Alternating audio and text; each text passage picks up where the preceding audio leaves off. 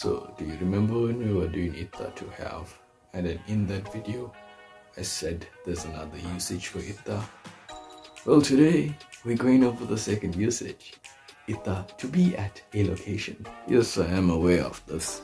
I look like a mushroom. I washed my hair. What I'm gonna do? I'll just put a cap on now.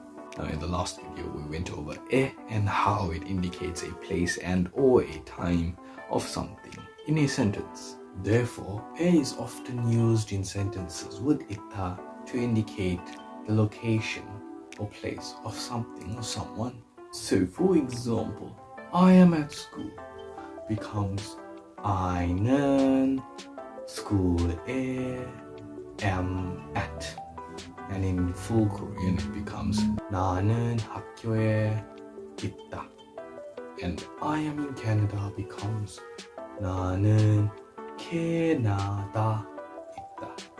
or 캐나다에 있다. Now notice the big differences in the following sentences and the roles that the particles have in each. Because ita has very different meanings, changing the particles can have a drastic change on the meaning. For example, 나는 학교가 있다, which means I have a school. Makes sense, but you would rather use 나는 학교에 있다, which means I am at school. Why would I have a school when I'm at school? Yeah, now if you want to be more specific, we could use position words to indicate specifically where someone or something is. So you might be thinking, position words, what are those?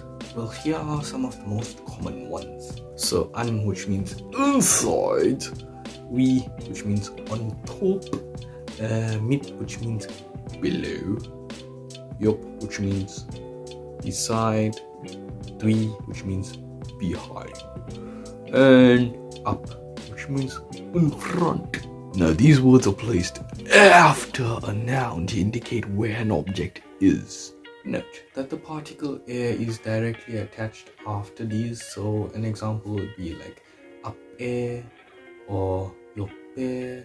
So when we add a position word to 나는 학교에 있다, I am at school, we can change it to 나는 학교 앞에 있다, I am in front of the school.